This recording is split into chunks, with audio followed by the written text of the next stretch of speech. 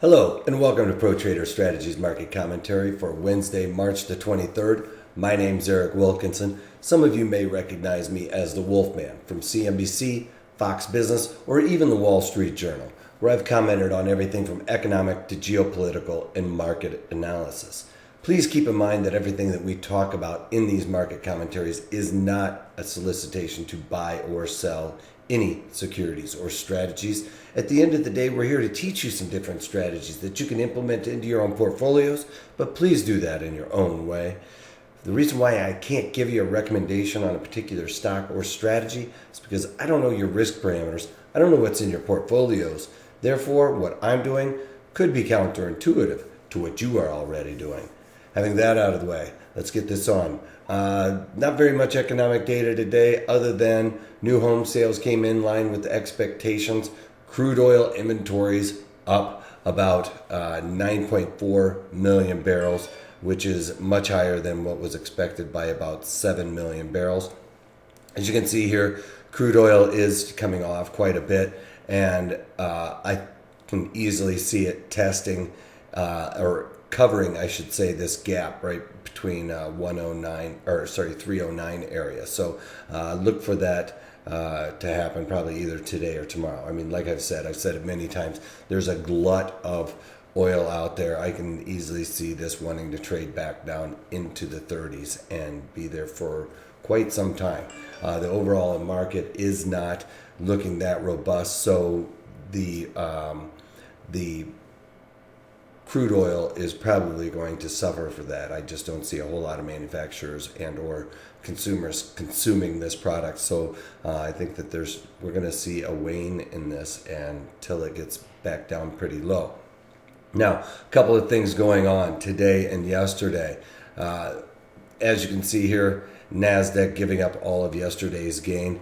That rally yesterday on terrorism and what happened, that was kind of if this stuff keeps happening, it's really going to hurt the overall global economies. So the market's going to rally. Why? Because we're going to have easy money policy, right, for some time. Well, what happened today? 9 o'clock, Bullard comes out and starts talking pretty hawkish that he was going to look to have rates raised in April. So why is he saying that? He sees that the unemployment rate being around 4.5% and inflation being near their target, so they should stay at the status quo. Well, as far as I can see, there really isn't a whole lot of inflation. And if you really dig into the numbers, there isn't really a whole lot of employed people out there. There's a lot of people on the sidelines, the bench warmers that basically aren't really looking for a job. So they aren't considered part of the unemployed. If you are a discouraged worker and you've stopped looking for a job, then you are now all of a sudden not unemployed anymore. Same goes for the workers that had a full-time job and fell off of or got laid off or something along those lines, then went to the unemployment, started increasing the unemployment numbers percentage, then if they find a part-time job and are no longer looking for a job, they are no longer unemployed, right? But the fact of the matter is they are not being paid as much as what they were in the past. So you have to take all of that into consideration, and I really don't think that the Fed is actually doing that at this time. So that we could really be at a precipice here where these guys are going to start jacking rates, and it's going to really be a detriment to the overall economy if they do it right now. That's the way I see it. We'll have to see how things work out. But right now, statistics can be made to lie, and at the end of the day, the statistics we're seeing, or the ones that they seem to be holding on a higher pedestal than some of the manufacturing numbers that I've been talking about, they're kind of looking in the wrong direction. So we'll have to see how it works out there. But as you can see, NASDAQ down about 30 points on the day.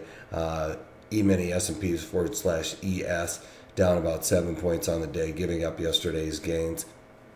And moving on to the daily 15-minute breakdown. As you can see, overnight we were just treading water, if you will, and then as soon as the market opened up and Bullard started speaking, the market just had a tantrum. So it is starting to make a rebound. There is a lot of shorts in the market, I'm sure, so we could see this as a dead cat bounce. On to KB Homes. So I talked about doing KB Homes. I don't know if I'm going to actually end up doing a trade in KB Homes because the market maker expected move is about 70 cents. As you can see, we're trading at about 13.40 right now. So given that, the best strike that I can find is doing the 14.15 call spread, selling the April 14.15 call spread. They don't have weeklies in KB Homes. It has pretty tight markets, but having said that, with that spread, I can only collect 25 cents. I can't, not really seeing the risk reward work out for me at 14-15 cents because I'm only just at the market maker move. Generally speaking, I like to double that market maker move, collect about 30 cents on something like that. Not able to do that with this spread. I am doing basically just out of the money, or at the money one could consider, and only collecting about a quarter for that. That doesn't really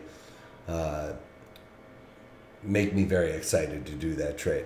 I have a working order in there at 33 cents. I highly doubt that I'm going to get that trade. I have on the I'm working the April 14-15 call spread for 33 cents, and it's just a working order. I highly doubt that I'm going to be able to get that by the end of the day, but that's what I'm looking at. That's the best thing I could find there. The rest of the overall market,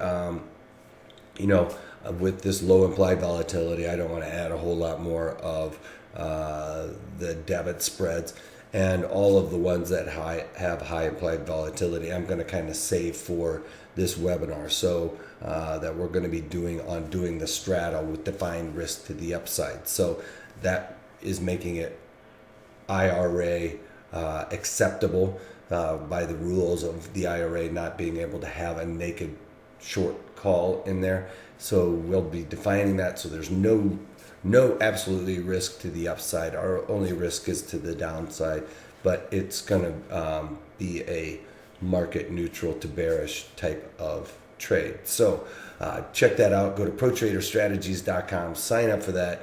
I hope you guys can all make it. I love all the participation we're getting lately, and we're getting tons of people to sign up. So please come in, participate. There's a lot of great back and forth, and this is going to be a really good strategy that is a little bit different than the ones that we've been doing before, but good for this type of environment. All right? If you can't take that, take it easy.